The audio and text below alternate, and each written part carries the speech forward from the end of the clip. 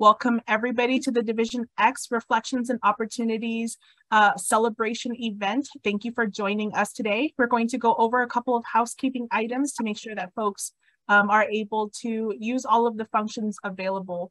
So you can see at the very bottom of your screen, there's a couple of different icons. Please feel free to use the chat icons for your comments and to engage with the speakers and presenters. We also have a Q&A pod, so feel free to submit your questions there. Some questions we'll answer in written form, and other questions, if time allows, we'll have we'll open up the floor for our panelists to answer it live. There is also an emoji icon at the bottom of your screen. Click on that icon to share your reactions, thumbs up, hand clapping, hearts. Feel free to use that now and show us if you're able to access that. And then as a reminder, this event is being recorded and will be shared widely. And if you are experiencing any difficulties, please let us know in the chat. You can message the panelists and presenters and host, or you can send us an email via divisionxta@icf.com. Next slide, please. I'm going to turn it over to our esteemed project director of the Division XTA project, but before that, we're gonna take a minute to acknowledge the land that we're on. We want to acknowledge the genocide and system of oppression that have dispossessed Indigenous people of their lands, and we honor and respect the diverse and beautiful people that still are connected to this land. With that, I turn it over to Fran Stern. Thank you. Good afternoon, good morning for some of you. Thank you all for being here with us. I am Fran Stern, and I have the privilege of being the project director for the Division X Targeted Technical Assistance Project over the last year. We had an exciting and unprecedented year and are so grateful you're with us today for our Reflections and Opportunities webinar. We're also immensely grateful to all the people who contributed to making the project happen and to its success. From those informing and actualizing the legislation, to the Children's Bureau staff and leadership who bought into what we were trying to do and supported the team every step of the way. For our partners and other federally funded TA providers who shared their expertise and knowledge, and to the states, tribes, territories, and communities who were and continue to be committed to ensuring meaningful supports and successful transitions from foster care for older youth and young adults, and who partnered with us and their young people to impact practice. And last, but certainly not least, to the youth and young adults across the country, those I was honored to have the opportunity to work with as members of this team, and to everyone who shared their perspectives, holds us and these systems accountable, and who ensure programs and practices are most supportive of them and their peers. We look forward to celebrating them with you today. So on the next slide, I'll quickly run through our itinerary or our agenda for today. As you can likely tell, we're at stop 1, and you'll hear shortly from the Children's Bureau. Following this, we'll give a brief overview of the Division XTA project. Then, for the meat of our time today, when the team, client, and customer will share their perspective and reflections of some of the year's highlights. Finally, we'll hear from a representative from the team of experts who supported more than 10 states in their efforts to enhance driving and transportation access for youth and young adults. Please buckle up. With that, I'd like to turn it over to Catherine Heath from the Children's Bureau. Thank you so much, Fran. As mentioned, my name is Catherine Heath, and I'm a Child Welfare Program Specialist here in Washington, D.C. For the Children's Bureau. And I am also so thankful and grateful that I've been able to work on this project over the last year. And it is between myself and other members of the Children's Bureau, including Beth Claxton, who you're going to hear at the end of the webinar. We've been really able to work across the Children's Bureau for the last 2 years to really implement Division X and think through our opportunities to really move the field forward. And as mentioned, on October 1st, 2021, we were able to launch a technical assistance contract that was focused solely on the needs of youth and young adults. And we were able to do some unprecedented efforts in order to dream about how we could actually put young people with lived expertise and young professionals into the driver's seat of being able to actually develop, co-develop, and design a technical assistance arm in our work. And like most of you, I believe in the power of lived expertise to transform not only the John H. Chafee for a successful transition to adulthood in our older youth services, but all of child welfare. And it's with great excitement we get to talk about our efforts over the last year to really look at that technical assistance plan that was, again, co-developed and co-designed by individuals and give us an opportunity to reflect on the opportunity to move this work forward. This unprecedented opportunity to really think differently about how we provide our technical assistance will be present in our work going forward at the Children's Bureau. And again, finally, I just wanted to thank everybody who's been part of this team over the last year. Thank you for your hard work. Thank you for your efforts. Thank you for partnering with us as we move the work forward. And again, thank you so much for everything. And with that, I'll turn it over to our next speaker.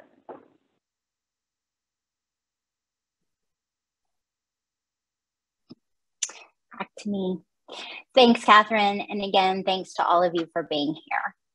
So we'd now like to provide a quick overview of the Division X project. We'll share some highlights of our overall approach, and then the team and some of our partners will share highlights of their work together.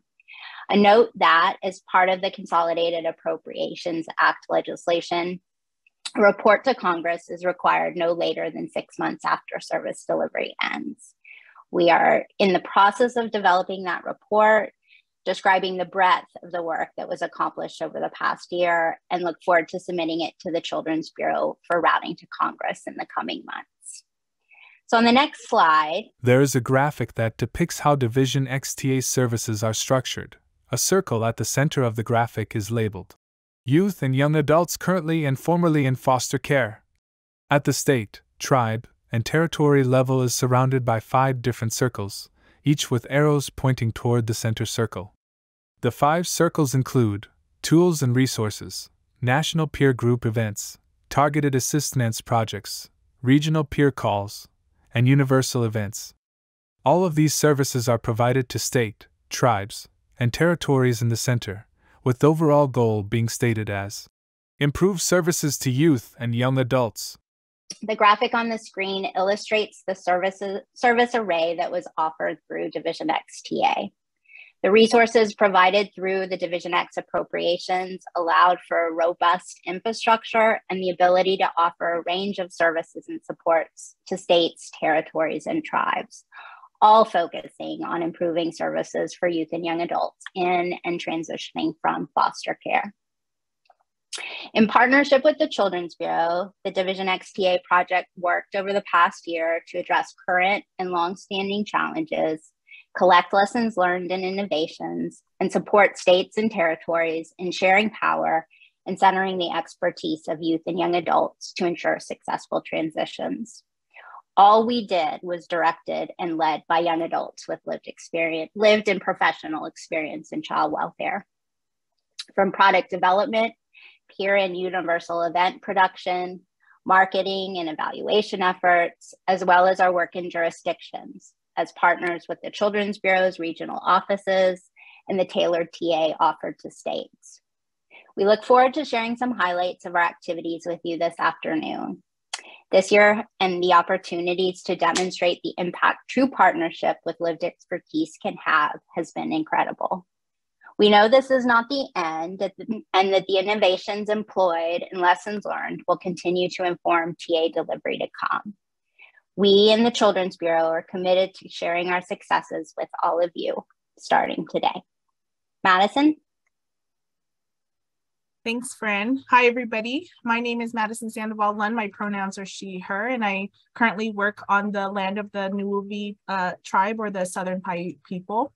On the next slide, I'm going to talk a little bit about kind of the model for lived experience integration that we leverage from the work of the Capacity Building Center for States to build the infrastructure and support the team of lived experience professionals who were doing the work. So as you all can see in the center of the screen is a circle. This is the wheel of participation. These are the different engagement approaches that our team looks at in terms of how we think about what is the best way to involve folks depending on their interest, their capacity, their bandwidth, their skill level. And you can see inform, consult, involve, collaborate, and empower. And wherever possible, we do our best to share decision-making power and authority with our team members. All of our leadership team is, at least 90% of us are people with lived experience, and the rest of the team, a good portion are under the age of 30. All having lived experience with the child welfare system in some form or fashion. And so all of us in many cases were brought in to inform and provide information to an audience about an issue of practice or policy. And in some cases, when depending on folks' availability and interest, folks were involved or developed shoulder-to-shoulder partnership to execute the elements of our project plan.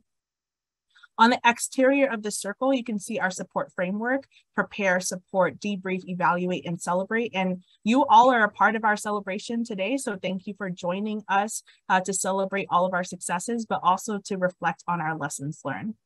On the peripheral, you can see that there are a couple of different considerations and principles that are embedded into our practice. And of course, practice makes perfect, and we're always striving to evolve our work and of course informed by those who are doing the work with us. You can see that we have some key infrastructures in place, such as having frequent communication and check-ins with the support team, competitive compensation, logistical support, especially when folks were traveling for the work. Facilitating peer-to-peer learning and exploring expectations was an ongoing part of our process, providing folks with coaching, training, and professional development, and also encouraging bi-directional feedback to enhance not only the work that we're doing, but also to support folks' development.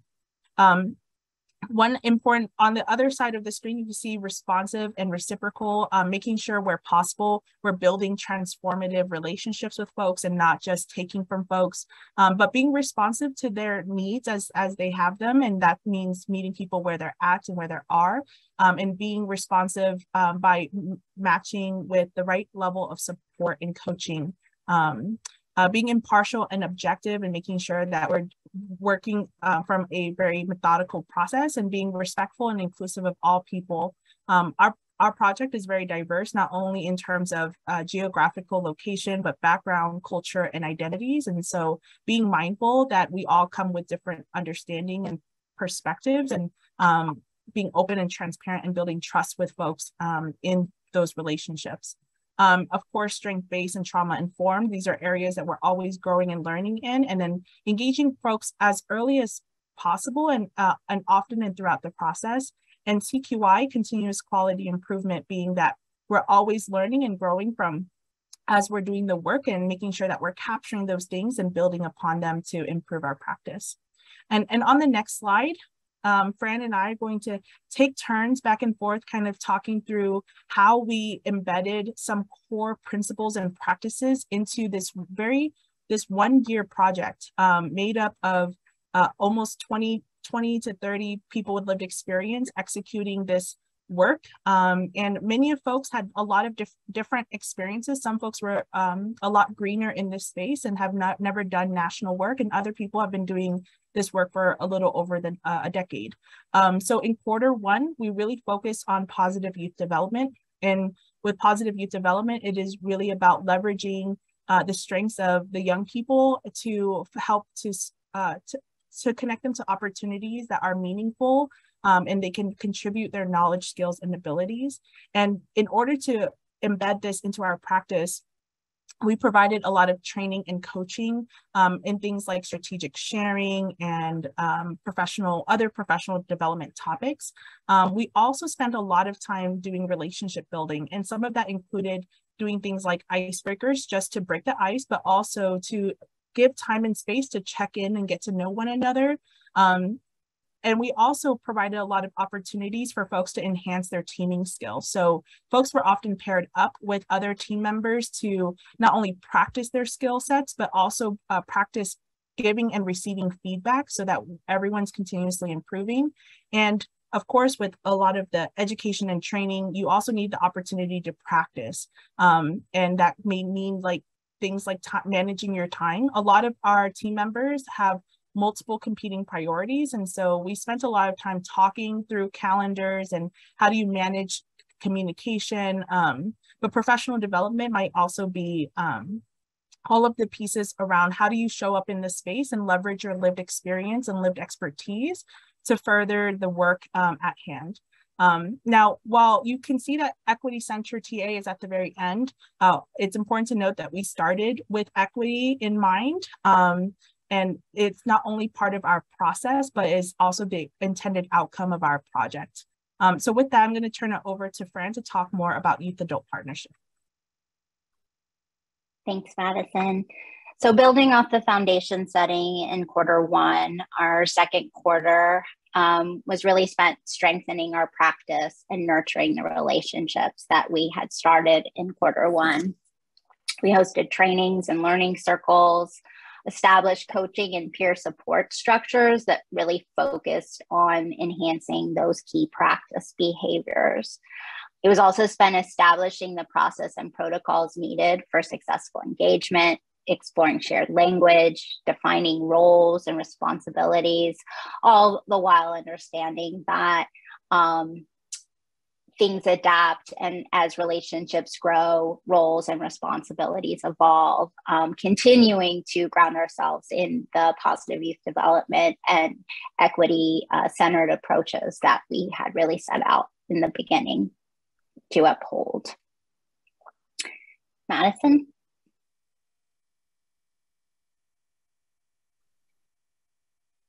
Thank you, Fran. And we're moving now over to youth-led. And so as all of this is really a scaffolding learning process. And so of course it's building and building on. And so folks having had the experience to do youth adult partnership, whether it be with a seasoned lived expert consultant or working with folks in the regional office or other staff members, folks were then well equipped to continue enhancing their knowledge and skills, whether it is in self-guided learning or attending national webinars and enhancing their understanding. And one of the great things that we also did in Q3 was a lot of our consultants were leading and developing and initiating trainings and learning circles. One example of this is one of our consultants pulled together a training around psychological safety and walked everyone through those core elements, provided resources, and then also facilitated a conversation around the connection of psychological safety and equity-centered work. In Q3, folks were then taking everything that they learned in Q1 and Q2 and hitting the ground running by delivering TA activities such as doing research, designing events, but facilitating events as well, designing evaluations and product designs, as well as practicing project management, not only managing all of the different projects that they may be tasked with, but also kind of managing all of the things that they have on top of the work through the Division X project. And then last but not least, in Q3 was the halfway mark. And so one of the important parts of this work was soliciting feedback and providing feedback throughout the entire time. And as we were about to approach equity-centered kind of technical assistance, we wanted to make sure that we were taking all of the lessons learned and applying them as we enter the last 6 months of our project. This was an opportunity for us to align and realign based off of our shared objectives and goals. With that, turn it over back to Fran. Thanks, Madison. And like Madison noted, while we have equity-centered TA sort of culminating in the last 3 months, it was present throughout. And because of that, really allowed for the final 3 months to be the culmination of the first 9. Regional partnerships flourished and continued to contribute to the design and execution of the tailored TA offered to jurisdictions, what we refer to as the Targeted Assistance Projects, or TAPs. 3 quarters of focus on equity, diversity, and inclusion in services and approach really enabled TA teams to lean into engaging jurisdictions to do the same through direct TA, both in peer events as well as through product development. We expanded our team through the recruitment of 10 Division X fellows, and we did this a new endeavor for us in partnership with our jurisdictional partners who served really as partners throughout the effort. These fellows were critical experts in our TA approach and delivery and became the beneficiaries of what was then a well-honed model of learn, do, teach, building their skills and competence as we partnered with states to do the same. So with that really quick overview, we've organized the rest of the event to really illuminate some of these efforts and our successes through the reflections of those who were responsible for them. So with that, I'd like to turn it over to Shaylee. Thank you, Fran. So I'm going to kind of move us along into the regional office engagement, but first I'm going to introduce myself. So hello, Shaylee Pietmeyer. I use she, her pronouns. I'm a lived experience engagement specialist, formerly known as one of those youth support leads on the Division X project. So as we move into like the regional office engagement efforts, I'll kind of give an overview of the regional work with some of those core values that have led some of our work, and then we'll hear some of those reflections that Fran had talked about from Bob and Eric, who you'll get to meet later on. So if we can move on to the next slide, please. Beautiful. So in the beginning of our process for the consultants to become embedded into the regions, there was a lot of thought put into the matching process. And so leadership took into account like the geographical location of both the region and the consultants, trying to stay cognizant of like the environment, any potential conflicts of interest. So for example, a consultant who lives in Kansas wouldn't be in Region 7 or be assigned to Region 7. And then time was also processed. So thinking through like the time zones, doing the best to match what was appropriate, since both regional work and consultants are all in different time zones. With consultants, there was a range of part-time and full-time employees, and a number of different skills and knowledge ranging from new consultants to some that do have their footing. And so when matched, there were conversations about like the skills that they wanted to enhance or grow in. So they were able to do things like peer events or research and learning, and some of those types of things within the region on the areas that they wanted to enhance their knowledge and skills. So thinking through here in this youth adult partnership tips, you'll see some of the things that we want to highlight, right? So these are only some of those types of models that we utilized to support the regional work through partnerships, definitely not all. But as you can see, we utilize engagement resources. So that really helped highlight like co-creation, some of that partnership and authentic relationship building. Madison had talked about some of those icebreakers. So really using icebreakers to get to know one another during these types of meetings. And then also utilizing things that were already made. So utilizing things that are on the Child Welfare Information Gateway or the Children's Bureau's website, and utilizing those to further those tools and resources within the region. There was a co-creation of a role document. So the regional Division X consultants were paired within the region with office liaisons who were program specialists in their respective offices. And so this provided like direct support for the consultants because the liaisons were familiar with the office environment. So they were somebody that we could go to for questions and served really as thought partners for the assignments to support the regions. We had this co-created document that laid out like what our roles were together, the opportunities to grow, so both sides could be supported. And then we've got collaboration and mutuality. So there were multiple opportunities for us, the consultants, to collaborate with their regional liaisons as like near peers through peer events, teaming one-on-ones, and even special projects. And then lastly, in this middle area here, we can see communication. So this is a like foundational part of what we wanted to do here within our partnership. So really setting this as a model for regional work. In collaboration, we saw that like one-on-ones. So thinking through like the processes, those common themes that were being shared within the things that we were involved in, and really learning and brainstorming in a near peer type manner to continue some of those efforts for growth within each region. And then lastly, we'll see this like peer sharing and learning circle type opportunities. So the regional liaisons of like the specialists, these are the, even maybe their supervisors and directors supporting the consultants, were able to enhance their knowledge and skills to empower their consultants that were embedded into their regions. And so they got to share like some of those barriers of how to overcome them and think through that, as well as like lessons learned or having lived experience integrated into their region. And it was also a space that they could ask like, hey, what are you doing in your region with your consultant? And it was another way to kind of near peer in that manner, as well as some of that same kind of environment. There was an environment like that for the Division X consultants where we had like peer sharing and learning circle opportunities. And we did this bi-weekly. To advance like our knowledge and build one another to support the work in the regional offices as well.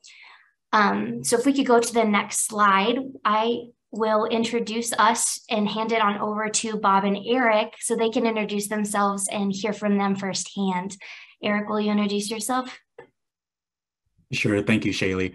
Eric Warner, I use he, they pronouns. I am also a lived experience engagement specialist with the Division X project, or now with the Capacity Building Center.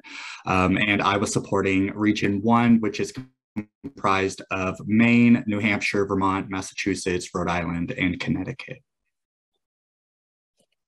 Awesome. And I'm Bob Cabin. I'm the Regional Program Manager for the Children's Bureau in Region 1.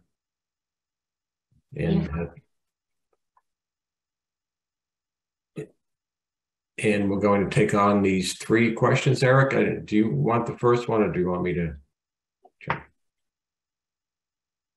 Yeah, I think we can pass it back to Shaylee, unless there's anything we have going on. No, that's awesome. I would love to hear from you all, see how your partnership between you both has really had on the region. What impact was that? And Eric, you can start, and Bob, follow up with anything that you would like to add. Beautiful. Okay, so yeah, I guess I passed it back to me.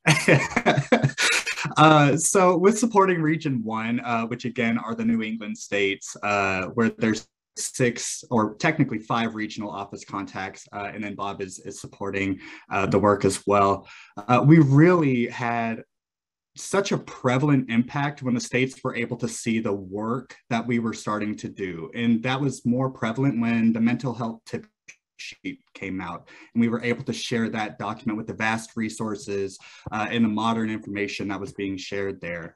This led to a lot of excitement, encouragement, support, and interest in other projects that could be handled, as well as the state started to see, at least within Region 1, that we are listening to the current needs of the child welfare workforce, as well as the needs of our youth and young adults, which is our primary focus on this project. So being able to see that work led to us being engaged in other state review and data analysis projects, even leading to more informed ideas for our regional peer events as well. And like you were saying, Shaylee, leading even more to our learning circles internally to enhance our knowledge to better be able to support the work that we were doing with our region. Bob? Thanks, Eric. Well, you kind of understated your role, Eric. You probably read thousands of pages of reports from our 6 states. But just to add on to what Eric's points, I think when there's technical assistance being made available to states, states just don't jump in because it's available. You really have to instill confidence, or the state agencies and the leads in our agencies, they need to have confidence that the technical assistance is going to work for them. And I mean, that's really a big part of what we did. We engaged with almost all of our states, except possibly one over the last year or so. And it got states thinking about where the gaps were within their agencies and within their service array, and what their needs were. we didn't end up with any particular projects during that period. We did get a TAP application, I believe, from one of our states. But as a result, this work will continue past September 30th. And we've got some engagement coming up with at least one of our states and probably more, focusing on youth engagement, young adult engagement, moving into the CFSR. So again, it's a process, and it takes time and effort, and I think we're moving in the right direction. I love that. Thank you for that reflection. Could we delve a little bit more into some of that support that you did with the states and territories and tribes? I know, Bob, you had mentioned some of the work with like your reports and some of those types of engagements, but could you delve into it just a tad bit more?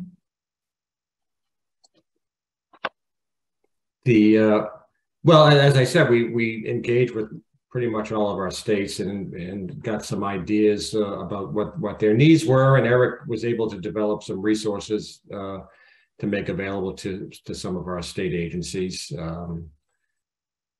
Some of those, maybe Eric, you can fill in the gaps there for me, where some of those areas, the key areas that we were able to provide some additional resources.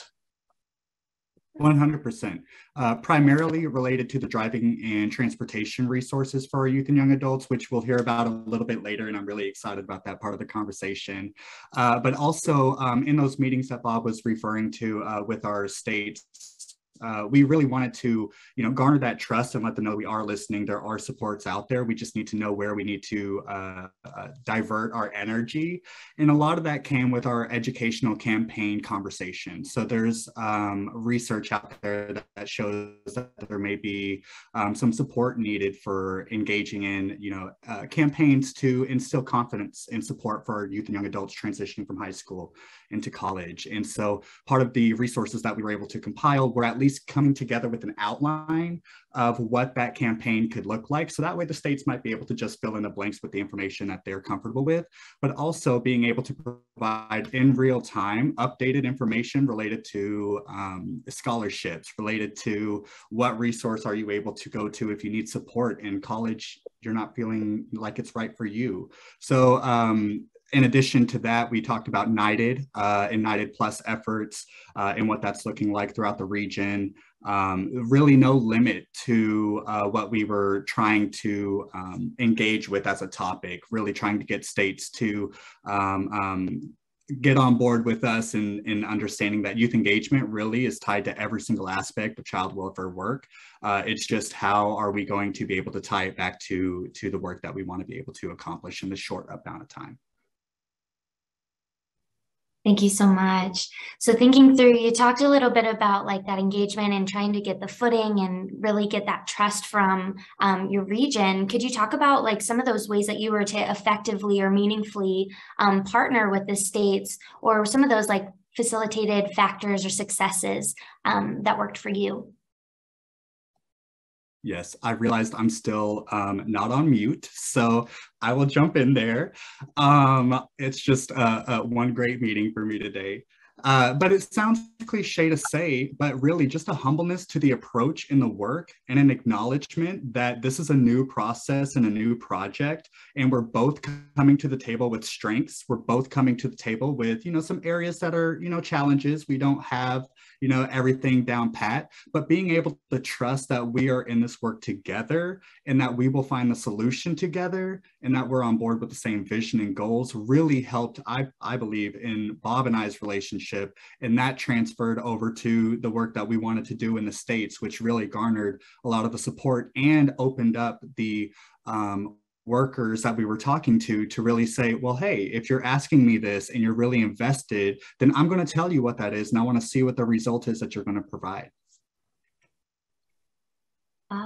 Yeah. And just to follow up, Eric and I had regular conversations throughout the last, how many months has this, Eric? At least almost a year. So, I mean, that was key also in developing our relationship, because we were communicating about what was happening in each of our states. And that was important for Eric to be, in addition to the thousands of pages he had to consume, it was in some ways more effective for these bi-weekly conversations to really get a sense of what was happening in our region.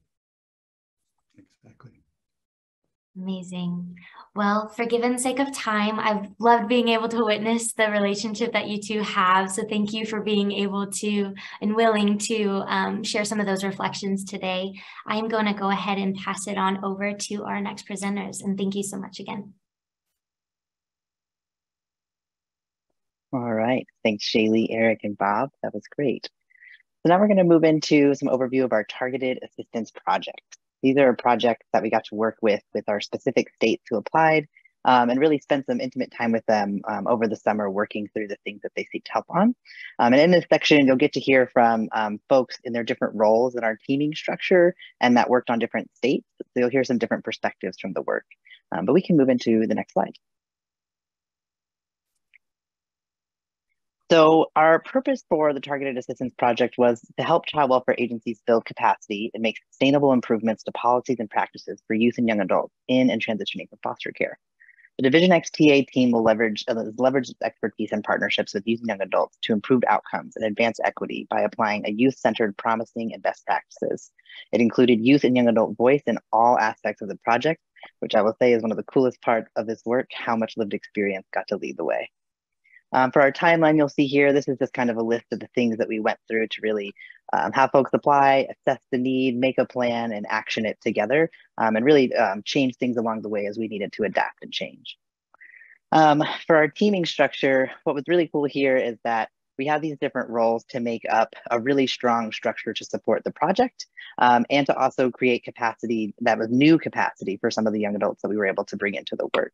So we had subject matter experts with their expertise to come in and help give us perspective, to give us insight. We had project managers who really helped track all of the work we were doing and keep us going in what was a tight timeline and to make sure things felt organized and things were getting done, which was really helpful to all of us in doing lots of things all at once. We had our technical leads to really help make sure that everything was tightened up just right and good to go out the door. We had youth support leads like Eric and Shaylee, who really helped to make sure that folks had the support that they needed in the work, the direct coaching from like a near peer to really work through any challenges, to figure out how to do something and to be supported in that way.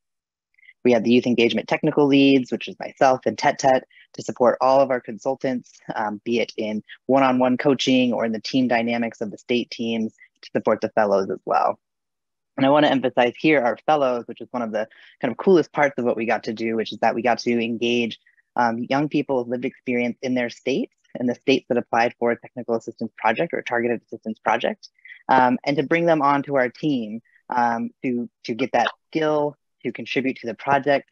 Some of them were contributing to projects that they had developed as proposals to their states already to kind of have that full circle moment and to also increase the capacity and the sustainability, knowing that our time would end, but these young people would likely still be able to continue working with their state and have these new skills and understanding.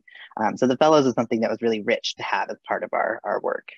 So just a quick highlight of some of those accomplishments is that TAPS included 7 focus groups, 4 listening sessions, 3 community asset mapping sessions, 177 hours spent in collaboration with states, and 41 final deliverables of focus groups and listening sessions. So a lot of great work that really came out of our time together. We can move on to the next slide. So here you'll see kind of an overview of the states that we had the opportunity to work with. A graphic shows the following states and brief descriptions of some of the services rendered in those states: Alabama, Illinois, Indiana, Oregon, and Washington State. Across the projects and in our work, change management, diversity, equity, and inclusion, and meaningful youth engagement principles worked together to support how we centered lived experience in all of our work. In all of these states, we got to do a lot of different things. We worked on their service array, we did focus groups, we enhanced their knowledge management processes, developed trainings, and enhanced their capacity there, and the community asset mapping to figure out what were resources and where were the gaps. And along the way, helping the state build their capacity as well as the young people that we were working directly alongside. So that was something that felt really encouraging and exciting about the work. And it meant that we were tackling the projects that states were coming to us with and getting creative in those solutions, shoulder to shoulder with them the whole way through. So with that, I'll move us on to the next slide. And in this section, what we're going to do is we're going to have some reflection. So what's going to happen is we'll have some panelists come up from our different projects, from our states. We've got 5 states that we worked with: Alabama, Illinois, Indiana, Oregon, and Washington. And some of those states are represented here on this panel, or our staff that were able to support some of those projects. I'm excited to share with you today those folks and to have a little bit of a discussion. So if we could first have Anissa go, and then we'll move down the list to Remy, Gabe, Justin, and Scout. Hi, my name is Anissa Evans. My pronouns are she and her, and I'm the Older Youth Initiatives Manager with the Indiana Department of Child Services. And that means that I oversee our Chafee program, or what we would call independent living programs across the state, services, and also oversee a lot of our older youth initiatives projects across the state. And so my role with Division X, or the targeted program, was the Indiana State Coordinator for Division X. So what I did was originally heard from our Indiana Youth Advisory Board to understand what projects they would like to work on for our state. And based on that conversation, we completed the application process and luckily selected, and then worked to develop our Indiana team based on our goals for our project. And those members of our team were experts in the field that we worked on. And also, as the state coordinator, worked to ensure that all of our leads within our state team were assigned to their projects and were able to follow through with the tasks of their projects, and to really oversee our state committee and just make sure there are any barriers or issues along the way, that we were able to resolve them, and that the workflow went well within our state. So that was my role. Also participated on one of our task teams as well. And so was able to work alongside with our youth, our young fellows, our young adult fellows, if you will, with lived experience, and also work alongside the Division X team. Depending on the task, we were also able to pull in some internal and external stakeholders for each of our different committees based on our tasks. So although our coordinator is a title, I definitely was not alone in this work. We had a lot of people who helped to move our work forward. Great, thanks, Anissa. Remy, could you go next and give us your introduction as well as your role, activities, and contributions to the work? Can do. So hi all, my name is Remy Morris. My pronouns are she, her, hers, and my role was a fellow in Indiana, which is really cool, as I had over a decade of experience navigating the system as a young person, and was able to utilize some of that knowledge to really push this work forward. I don't think that we have enough time to talk about all that I got to work on or all that I got to do in this project, but I think one of the things that I really want to highlight that I got to contribute to, or one activity I thought was just super, super helpful, was asset mapping. I got to do a lot of asset mapping, which is just basically working with stakeholders, youth and young adults, lots of different team members to come together with, resources that we were either aware of, or we actually did some research to find other resources to create this tool where we can figure out like what resources exist, where are they located, what type of people do they serve. And I think that what was really cool about this is that it told us what existed, but also it was a great way to see some of those challenges once it's in one space. And so I think asset mapping really helped us to see like, wow, we have a lot of these type of resources and not a lot of these, or we have a lot of resources in this area and not here. And so I think asset mapping really just helped us to think about what could next steps look like, and stop just thinking about what we're working on now. So I think it really helped us to start thinking for the future of what could be next. Great, thank you, Remy. That was awesome. Justin, could you go next? I sure can. Hi, everyone. My name is Justin Hayden. Pronouns he, him, his, and I was also a Division X fellow for Indiana. And as Remy said, there was a plethora of things that we had to do during this project, but a specific part of our role as Division X fellows was also to assess where the state was ready-wise in regards to the implementation of the project. And one of those ways that we were able to do that was by writing up research memos. I had a heavy hand in that, and it was really just compiling a lot of information on what the state is already doing as far as best practices wise and programs, and be able to also provide new information and benchmark materials that they could use to enhance their existing programs and best practices or help build new programs and best practices. Thank you, Justin. Gabe.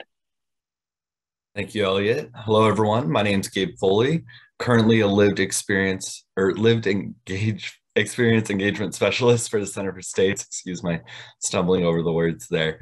Previously a Division X consultant. I was the lead consultant on 2 of our 5 TAPS projects. This meant that I took lead on collaborating with the state, the fellows, the project managers, and the subject matter experts to design and carry out the TAPS project action plans, which included taking the lead on many of our key deliverables and the events that we held. All right, and last but not least, Scout. Hello, everyone. My name is Scout Hartley, pronouns he, him, his. So I'm currently a lived experience engagement specialist coach, the LEAS coach with the center. But with the Division X team, I was a youth support lead and I was an implementation lead with 2 of the states. Just quickly about what it meant to be an implementation lead. In a basic sense, it was really just to work with the internal team about planning elements and service delivery with a particular eye on the action plan and some of the due dates of the tasks. That work was basically shared, as Gabe suggested, between all of us, though. So we really were able to talk in concert about the different elements of our work, how to make sure we were, meeting deadlines with high quality and those kinds of elements. And I'll get into a few more aspects of the specific work with some of the other questions, but yeah, that's just a quick introduction for myself. Perfect. Thank you so much, Scout. And I managed to forget, but my name is Elliot Hinkle. I use they, them pronouns, and I was a youth engagement technical lead on the project. And hopefully what you're seeing here is the different roles that we all carried and how we all kind of worked in concert with each other. Even in different state teams, we all had a similar structure to make sure everyone had what they needed and can work together to get the work done. So our next question we have, we'll go to Anissa first, is what part of the process was the most valuable in fully co-creating and co-executing the action plan? So the most valuable part of the process was really the communication, both written and verbal, in person, well, virtual, if you will. And so just having that constant communication amongst the state and our federal partners with what we need to do, what we need to execute, and then the written documentation that was provided to us. The communication from our fellows was also valuable because it helped us with the documents that they provided to make sure that we were able to move the work forward. So again, just the high level of communication was most valuable. Great. Remy, do you want to build on that? Yeah, I think the most valuable part of the process for me was absolutely just the constant always having a team. I think that I compare it often to the gym. So if you go to the gym, you're going to get what I'm saying. And I'm going to do my best to explain it. But I think that with capacity building as a fellow, because we had to do a lot of new things and they pushed us really hard. But to build a muscle, you should be straining. You should be working really, really hard. And I felt like I had this whole team of spotters that wouldn't let me be crushed under that weight, but they let me push hard enough to struggle. So they're like, if you're not struggling, then you're not working that muscle. And so it really did build capacity for me. And so I would try these new things and I wouldn't have any confidence or trust in myself, and they'd be like, I can't help you until I see you struggling. We'll step in when it gets a little heavy. And I think that it really helped me to be so much more confident in my ability to do this work in lots of different ways.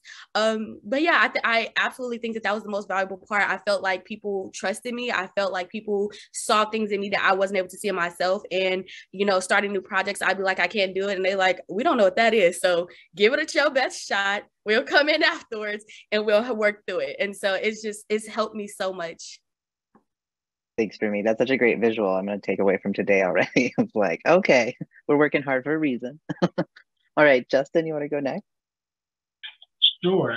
Yes, very similar to Remy's. I also think the capacity building, especially in the beginning and throughout the fellowship, was extremely beneficial. This work was very high level and very fast paced, and we had a lot of people to report up and out to.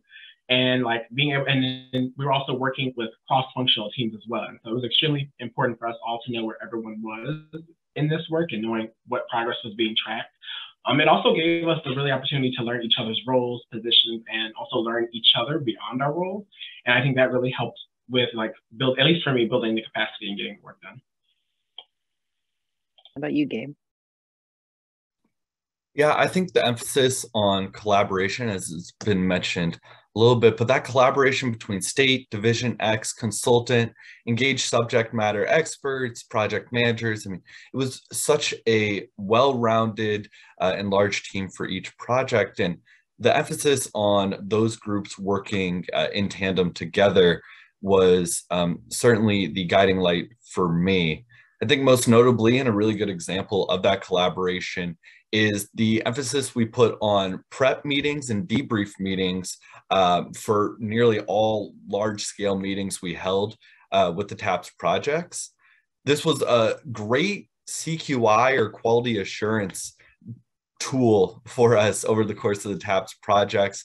I think it really allowed us to make sure that every step of the way, the state was not only receiving what they wanted out of the TAPS projects, but they were involved and collaborated with everything that we did. So just a really strong way to assure that everyone was on the same page before, during, and after any big project. Great. And then Scout, any thoughts here? Yeah, you know, I'm gonna, in a way, kind of highlight everything that everyone already said, because I think the communication was key. I almost put a little spin on it and say almost like it was well coordinated. Even to Gabe's point, like there were meetings, there were frequent meetings, and then there was also email communication, which in addition to kind of helped keeping the flow of our work, it also helped kind of identify cross-cutting opportunities. So for example, I think I neglected to mention when I was implementation lead, it was with Washington and Oregon. Now, it was super interesting because in Oregon, the team, we were able to really identify how each of our sub-teams were kind of working on somewhat of the same thing. So rather than have this recreate the wheel element, we had discussions through our meetings about how to kind of combine some of the elements and keep some of them separate where they're distinct, but in all ways to make it most impactful and useful for the state. I just think that that really came out well through a lot of the coordination. And it again, just also to highlight too, that capacity building and support element too, I think was just super important to see, because I guess, just for a lack of a better way of putting it, sometimes this work can be somewhat particular, and it's really difficult to kind of find your way in this space and be able to adapt to the high level technical language or even the pace of the work. And I just think that there were so many supports to kind of make sure that people were acclimated and supported to the point where they have that capacity built up, even post Division X. I just think it was super cool. Great. Thank you, Scout. We have one last question for this section, and we'll go back to Anissa to start us. How can jurisdictions take what has been learned and apply it to their work? What I will say is that states can really take the authentic youth engagement portion of youth adult partnership and really apply it to the work. And I'm really talking about true partnership, not states and youth, young adults with lived experience working side by side together in a true organic way, and foster that relationship to ensure that young people take the lead, building that trust-based working relationship along with our young people or young adults with lived experience, and ensuring that young people can do, and having trust. I heard Remy say, trust the process, trust that the young people are going to do exactly what they say they're going to do, and be okay with that, stepping back and say, yes, write the briefs, conduct the meetings, do it all. We're okay with that. And I feel like that is one of the things that jurisdictions could take away, is be comfortable taking that seat back and really allowing young adults to lead the way.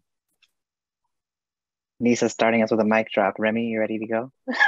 Follow that up. No, I'm gonna follow that. I don't know, but I think I'm gonna second a lot of what Ms. Anissa just said, and that is, for me, I think that really paying close attention to the relationships that states and jurisdictions have with youth and young adults, and also being able to compensate. We know that's important, but also like when we're talking about embedding lived experience in the work, then we're talking about like, how do we make sure these things happen? And if we have people like youth who just like keep falling off and we have to keep on getting new youth, I'm like, one of the things I noticed on this project is that we had long-term engagement. Like we had 3 months and we had the same young people showing up for multiple meetings. And I think part of that is because the state doesn't leave a bitter taste in their mouth. I don't know how else to say it outside of like, hey, like if a jurisdiction reaches out to a young person and says like, hey, we have this project, do you want to work with me? And they could fully support what you're working on, but because they don't like you or the state or DCS or whatever that looks like, they're like, I don't want no parts of it. And because they've had these great relationships with the youth and young adults in our state, they were more than willing to come on and say like, I like them. I don't know what we're going to be working on. I had like youth and young adults in our class who were like, I don't even know why we're here, but Miss Denise asked me to come, or, Will Thomas asked me to come. And I think that was just so important. And then they were able to be compensated afterwards. And so I think for a long-term engagement, just being able to think about that relationship and being able to compensate them. Thank you, Remy. Justin? Yeah, so what I have to say is not much different from the amazing women before me, but I'm going to try it anyway.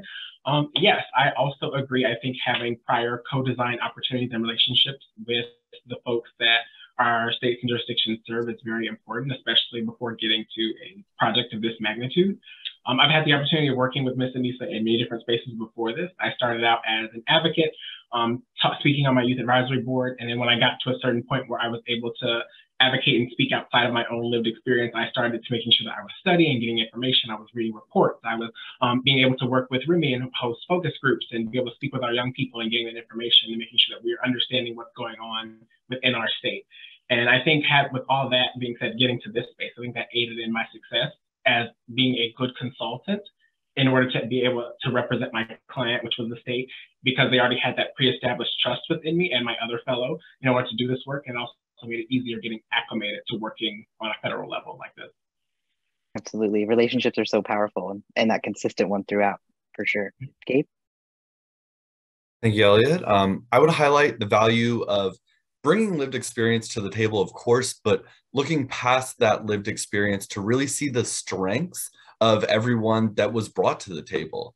In addition to the lived experience that the Division X team brought to the table, the fellows were engaged in many different aspects of the work as well, and in some instances engaged in more aspects of the work.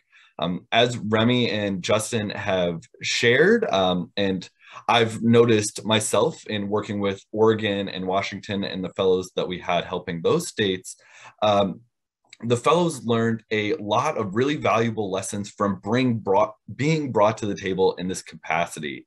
Engaging youth in this way was a great way for the state to accomplish tasks while also building the capabilities and capacities of the youth that they serve. And I think it's a great testament to the value of looking beyond lived experience. Of course, we want to bring lived experience to the table as much as we can, but we want to do it in a meaningful way that really pulls out the strengths and unique skill sets that everyone who has lived experience can bring to the table. I think Division X and the TAPS projects accomplished that really well, and I think it's something that we can all take forward into our next steps this next year.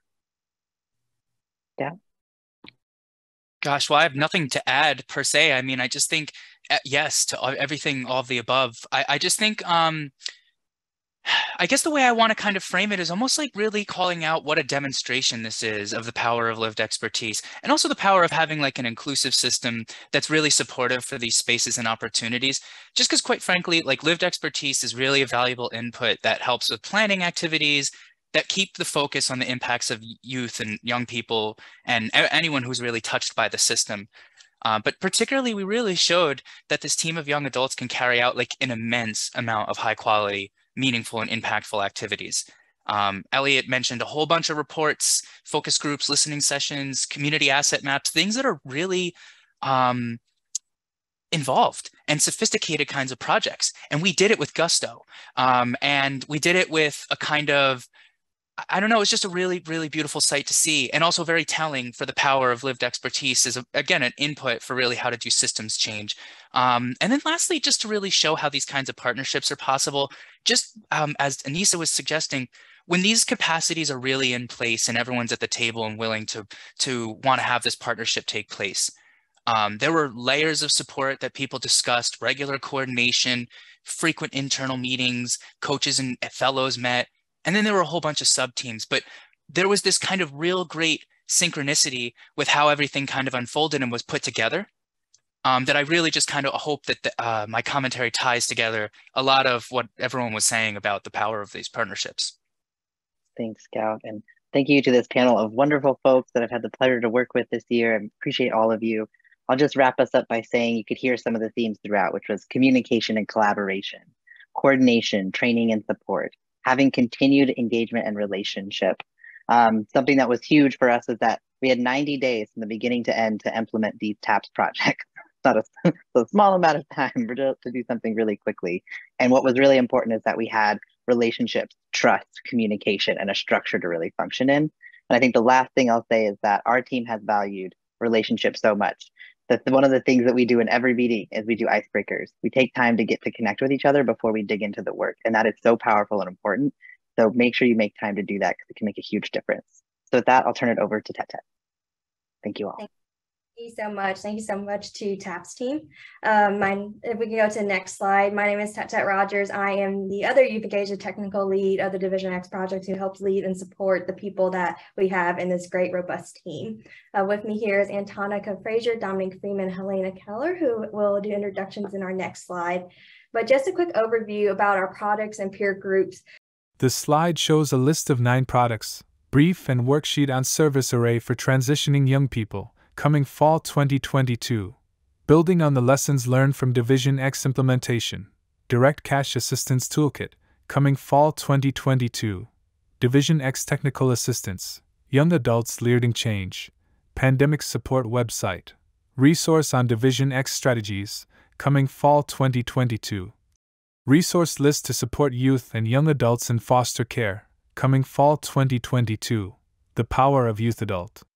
Partnerships, tip sheet on responding to youth and young adult mental health needs, Youth Empowerment Toolkit, coming fall 2022, and 7 peer group events, building youth peer support programs, hiring and supporting youth and young adults, meeting the mental health and wellness needs of youth and young adults, securing safe and stable housing for youth and young adults, shifting to a youth-driven system, supporting youth and young adult with diverse identities and experiences, and vital documents. Roundtables. During the Division X TA project, the Division X team accomplished creating 9 products and 7 peer group events for the independent living ETV coordinators across the nation. As you can see on this slide, there were several different topics in all areas centered around integrating lived experience and being youth-led. Through the process and conceptualization, the Division X consultants took lead and received support from subject matter experts from their respective fields to execute deliverables you see on the screen. This work could not have been done without either partner, and it was effective due to collaboration, bidirectional learning, and opportunities created for peer learning. Another note is the products were informed by the peer groups. We also pulled in information from research all across to inform the events and the products to make sure that we're providing folks with evidence-based practice, research informed, and also the experiences that we all have. Each of the events and products are centered around diversity, equity, inclusion, and accessibility, and authentic youth engagement, which again allowed young people to truly lead these efforts. If we can go on to the next slide, please. So I'm going to pass it on to Antonica first to introduce her role and what she played in the products and peer groups, and then to Dom and Helena. Alrighty, thank you so much.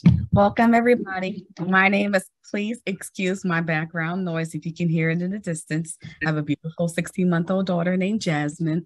She was also an unofficial member of the Division XTA project. But my name is Antonica Frazier. My pronouns are she, hers, and hers. And I'm currently one of the lived experience engagement specialists, formerly known as one of the Division X consultants serving on the project. I served as one of the peer events lead, and I served as one of the lead consultants for 2 of the products. We pass it over to Dominique. Hello, everyone. My name is Dominique Freeman. All my colleagues, friends, and family call me Dom, and I served as a Division X Youth Support Lead. So in that role, I had the awesome privilege and opportunity to serve as a coach and a resource and just support 2 other former Division X consultants. And I use she, her pronoun. And Helena? Hi, everyone. My name is Helena Kaler. My pronouns are she, her, and hers. And I'm a writer and content developer at the Capacity Building Center for States. But for Division X, I served as a technical support on the product development team. Thank you all. So my first question for you all is, how did you contribute to peer events and product development? Let's start with Antonica. Okay.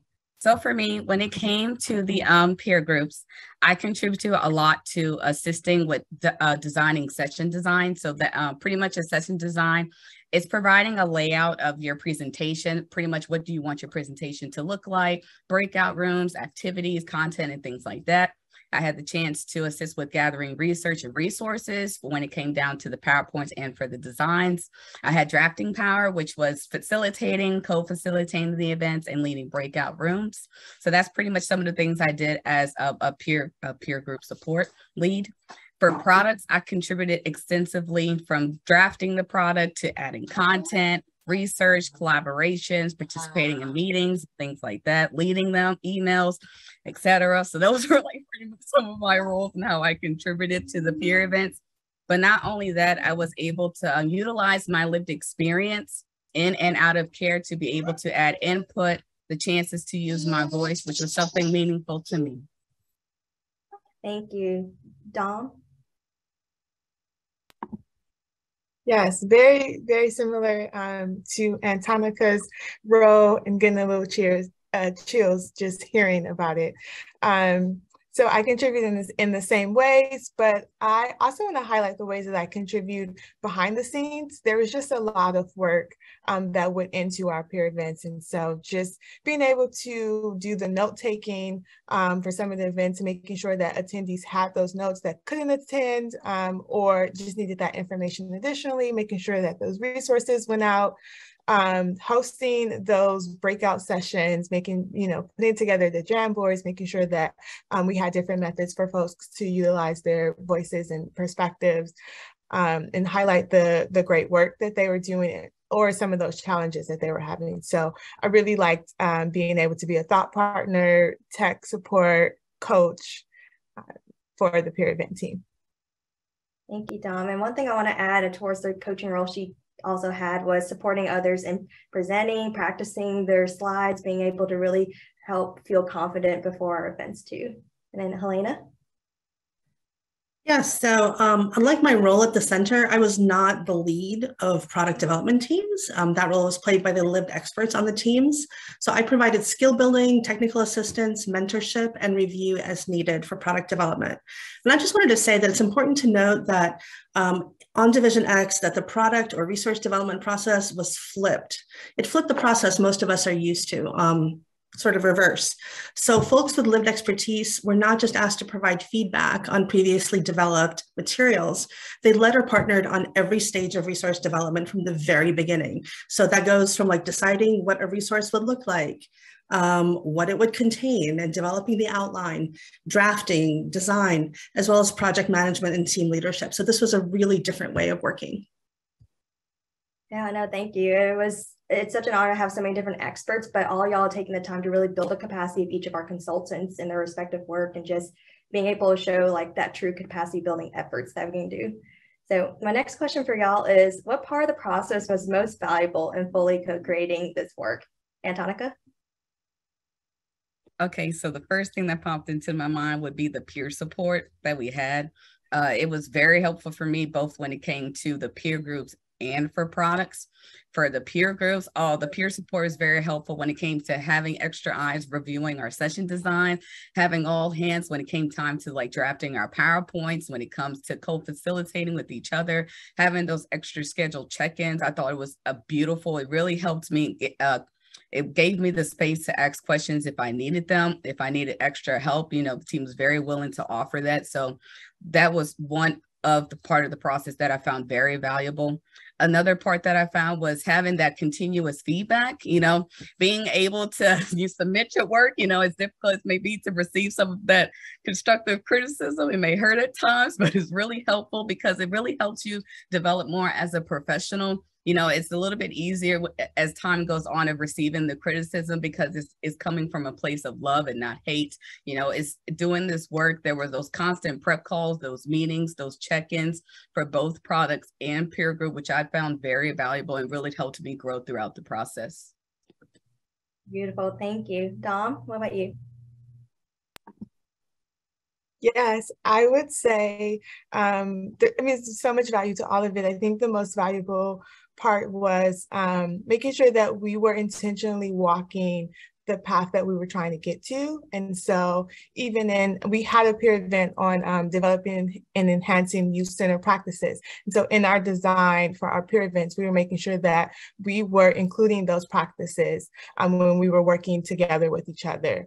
And so that was really valuable to me to build and learn while I'm in the process. So, but also just building my capacity, being able to do research, learning about different intersections for youth and young people and then from foster care. And so being able to, you know, utilize my expertise, but also those best practices and the research of my peers and you know, things that already existed. So I think just being committed to always ensuring that we were using those best practices in our design and implementation. Thank you. And last but not least, Helena. Thanks, Tet. So I just want to lift up the mentoring and skill building part. That there were some of the most important parts of resource code development.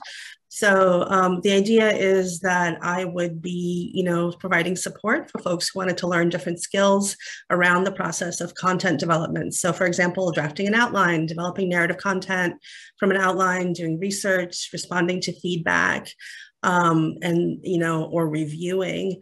That was just making time to do those things was really very important. And I want to lift up something that Elliot said on the last panel around trust building.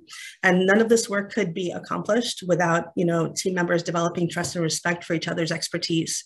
So this was developed through informal conversation and icebreakers, but also by sort of this like baseline idea that we all took each other's expertise seriously and respected it and treated each other as equals. I think that provided a really great foundation. Thank you all. And that's a very valuable part. I think it goes back to the lived experience model where that bi-directional learning is so important. It is what's really allowed us to have the success. So with that, how could jurisdictions take what has been learned and apply it to their work? Antonica? So one of the big things for me is starting to have those conversations with folks about exploring how are they already engaging with people with lived experience? How are they already working with those adults? And then if there are those who are already working with young people, then how are their voices and their experiences being valued? You know, young people are more than just their stories. Their experiences doesn't just make them, you know, there's a lot more to them and they have so much to bring to the table.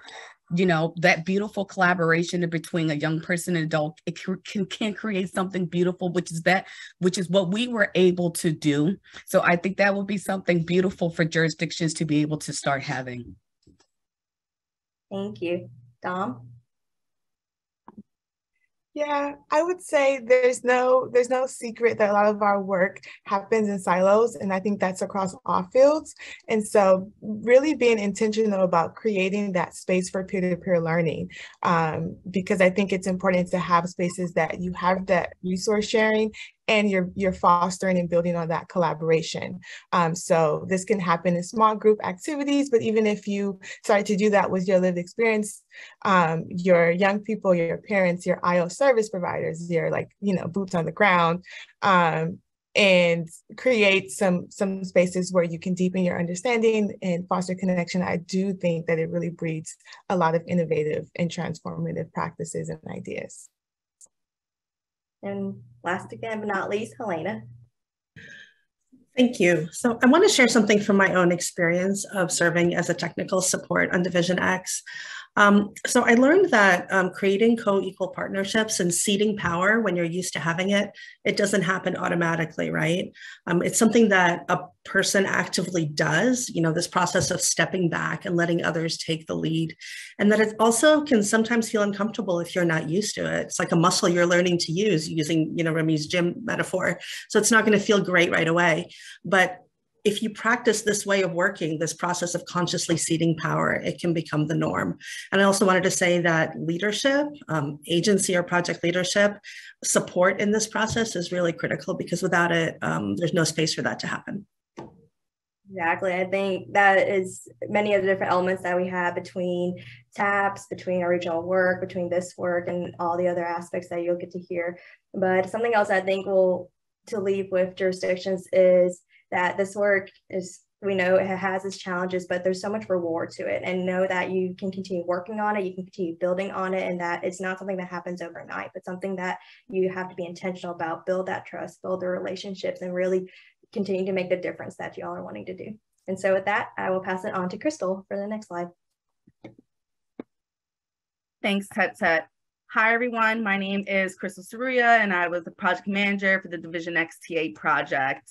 Super happy to be here with all of you. And Jerry from Paving the Way is also here with us today, and you'll be able to hear from him in just a little bit, so please stay tuned. So with the driving and transportation assistance, known as Paving the Way, Embrace Families from Florida, as well as Treehouse from Washington, partnered to be able to become Paving the Way on behalf of ICF. As you see on the screen, there was 3 types of technical assistance provided to states and tribes and territories to expand access to driving and transportation.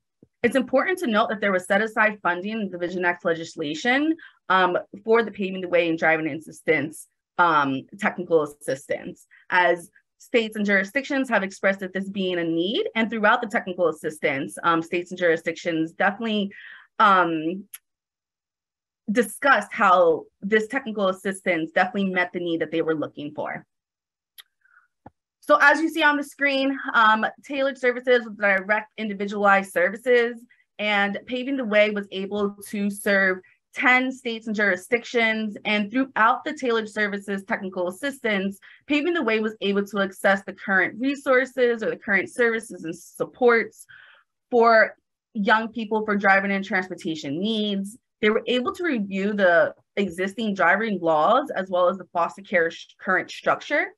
And they were able to finally develop and deliver a plan through all the interactions of the technical assistance conversations that they had with states and jurisdictions. On the next slide, what you'll see is Paving the Way services. So throughout the time of Paving the Way, they were able to put on 4 live webinars, 3 of them which were topical areas that were really, from the call of the states and jurisdictions, was really a need. And they focused around funding, insurance, and buying cars for youth and young adults that are in foster care or currently transitioning out of foster care. Another part of Paving the Way is they had office hours on a monthly basis when any state and jurisdictions or tribes were able to attend, to be able to ask any questions, have some peer-to-peer dynamic, or just run anything by the Paving the Way team, even if they weren't part of the 10 sites that applied for the technical assistance. As you see here as well as the regional consultations. So a lot of some of our 10 states that applied for the TA were in the same region. So we took the opportunity to be able to have regional meetings where they were able to be able to share with one another, that we would be able to update the regional office liaisons on what was going on, the regional office RPMs. So we definitely didn't do anything in silos, and we wanted to make sure that everybody was on the same page with the work that was happening. And last but not least is the one-pagers that are yet to be released, that were really taken from the lessons learned from the Paving the Way technical assistance. And again, the one-pagers that will be released focus on insurance, data collections, options for car ownership, working with tribal jurisdictions, as well as marketing and outreach. So with just that brief overview of Paving the Way, I'm going to turn it over to Jerry to introduce themselves before we hop into the reflections. Well, good afternoon, everybody. Jerry Glenn, pronouns he, him, his, and I'm with Embrace Families in Orlando. I'm one of the 6 consultants we had working on this team doing the work. All of us at Embrace Families were very excited to be part of this team, to work with ICF, to work with the Children's Bureau, and our partners at Treehouse, which is another nonprofit in the state of Washington that's been doing this direct service like us with the foster youth in our state, providing the access to driver's license and cars. And it's we believe this is very important work as part of normalcy, and we're very excited to be able to share our experience with the states. Back to you, Crystal. Thank you so much for that, Jerry. So just starting with the first question, what are your key takeaways from the driving and transportation TA efforts? And I'm sure there was a lot of them. Yeah, so it was more of a question of narrowing down some of them. So the big one that I think is really a struggle is that the data is generally missing. When we went to the states, we just don't know. We don't know. We generally believe that very few youth are getting access to driver's licenses. But the SACWIS systems we have, this, in the couple of states that have the CWIS system, do not track this information. And depending on the state, they may need to invest in, some sort of software to be able to make progress, which wouldn't be expensive. But also, each state is different. For some folks who've been doing this sort of consulting across many states, that may not be a surprise.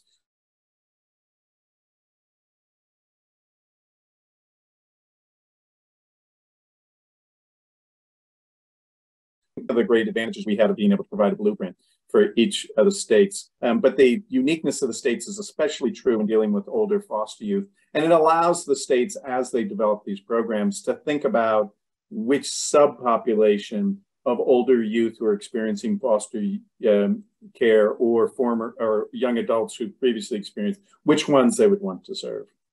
A third sort of takeaway is very little is being done out there to support older and former foster youth in getting access to cars.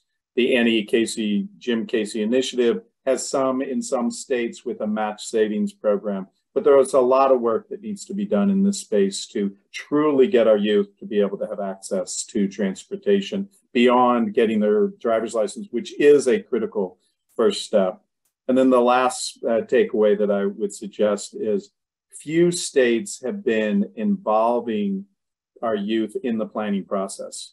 And we reached out and got the youth voice in this process. And the youth tend to be the strongest advocates to making this a practice or legislation in the states such as ours and in the state of Washington. However, the youth have not been involved with the planning process when it comes to developing the program.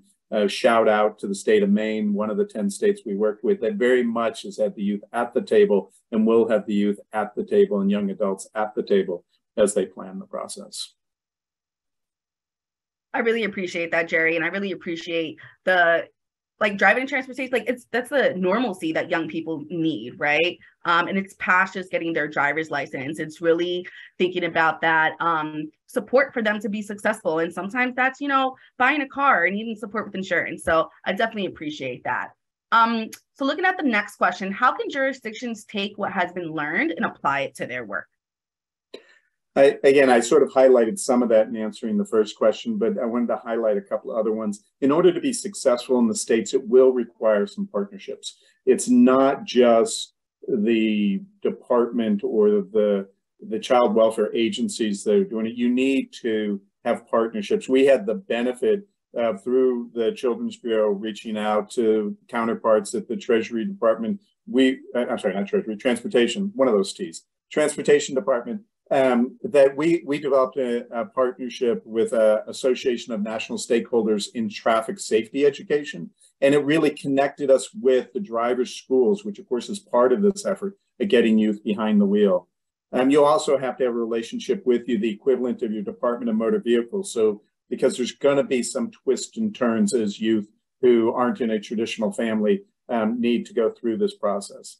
Key is to win over the Foster Parents Association. People are afraid of this. They're just fearful of letting youth and young adults get behind the wheel of a car. They shouldn't be. I can go into a whole thing why they shouldn't be, but they are. And then, as I said, the youth need to be part of the partnership.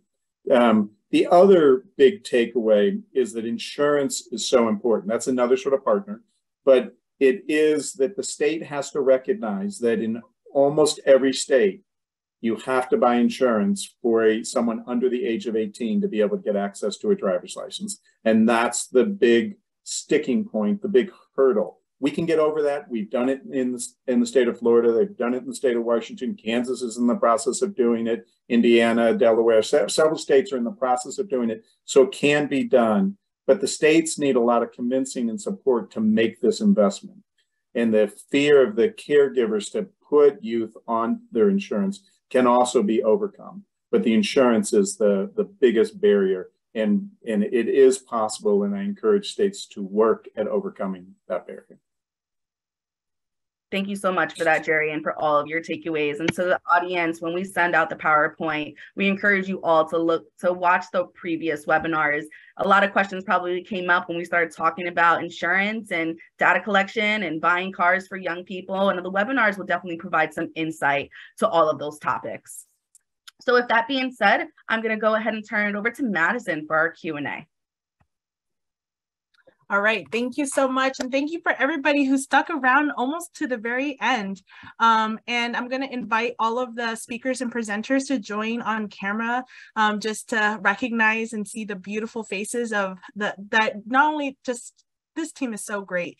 So thank you all for being a part of this work. There was a question that was submitted in the Q&A pod that we want to take a moment to answer. Tara asked, the young leaders share concrete challenges in doing the work with states, counties, and private agencies around advancing equity and elevating youth voice and informed choice. What is something that still surprises them in doing this work? And what are the older seasoned professionals still not getting about this work? I do have Remy and Justin queued up to answer this question. Remy, do you want to kick us off first? Okay, I'll be really, really quick because those are a lot of questions. And I think that there's lots of ways you can answer it. I'm going to go a different way because I know Justin's going to talk about something else. But so for the first question, I think one of the challenges, and I'm going to specifically talk about being an advocate and not a consultant. Those are different, but the reason I'm doing that is because I feel like being an advocate is one, easier to become, and a lot more common that you'll see working with states. And so I think in that area, one of the concrete challenges is just budgets and being able to be compensated. I think what ends up happening is young people have to decide between what's more important to them, and that's having money to live or doing work that's super like they're passionate about. And so we end up with advocates in spaces talking about really, really big things, which take a lot of time, effort, practice, a lot of mental effort, etc. And we end up in those spaces and they'll be homeless or can't pay their phone bill, but they're doing all this big, big work and making changes, which is very scary to me. Or you end up with advocates who just leave because they have to decide to work regular jobs instead of being able to really put that effort toward making that change. And so those are that's a concrete challenge that I see often. And I don't think people should have to make those type of decisions. The second question, what's something that surprises me is I'm always surprised that people don't see how they aid in the culture of foster care that exists in a lot of this work.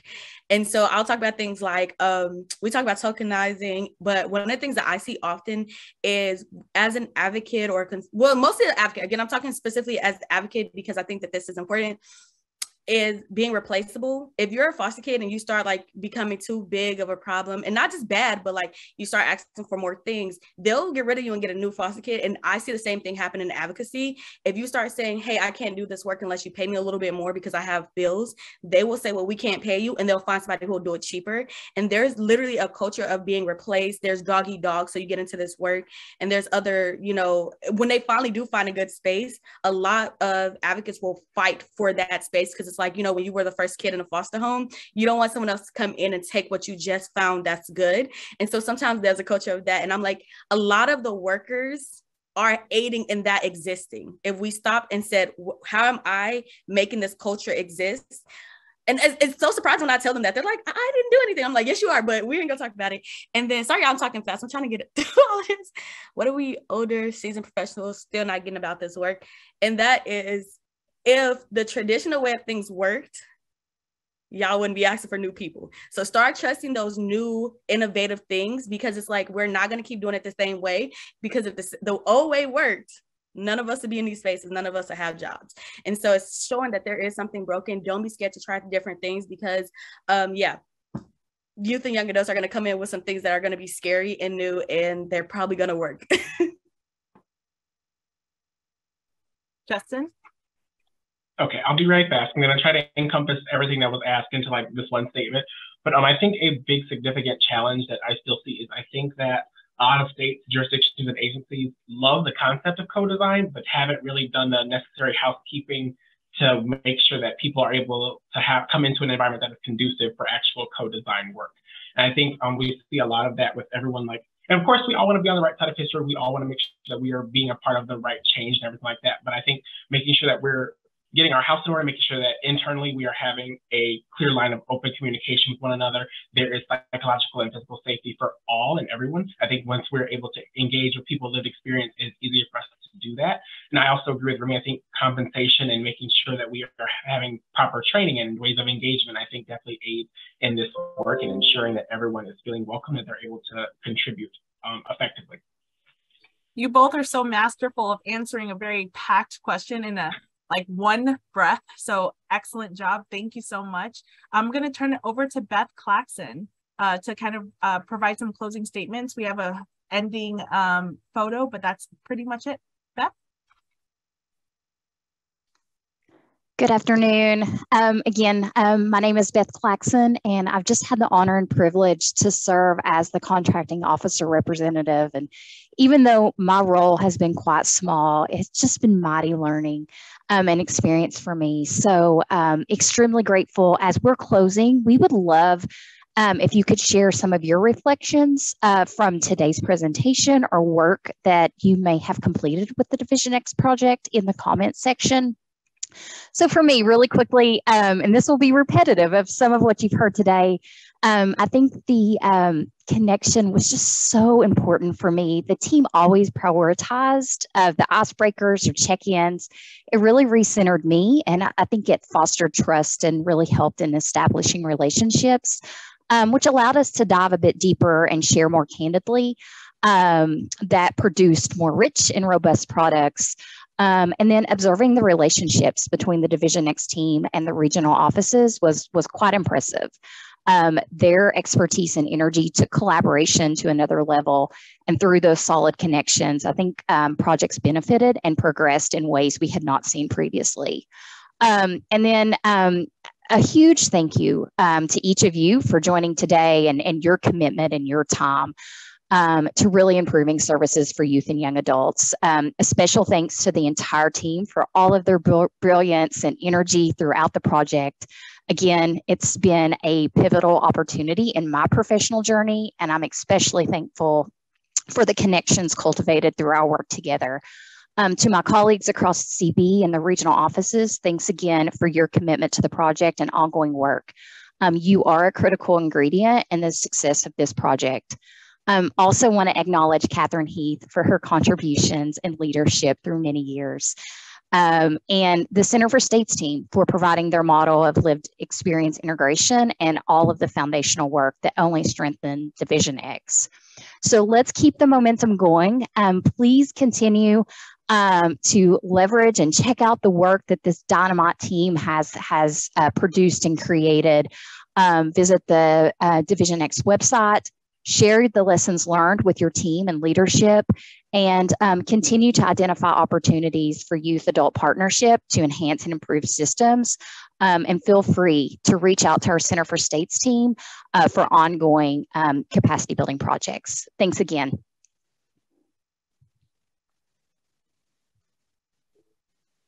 All right, that's a wrap. Thank you so much. I'm going to turn it, Fran, anything else you want to share before we wrap up?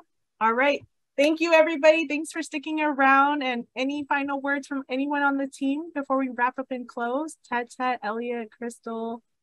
Just a huge thank you to the team and this really engaged audience. It's been awesome seeing the reactions and seeing your chat. So very excited about what you all are going to do and take out into the world from us. So thank you all.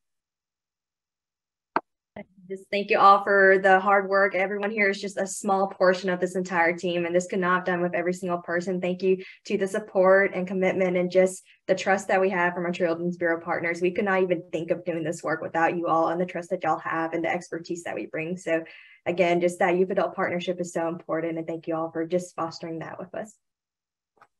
Thank you all again, and we hope you all have a really good day.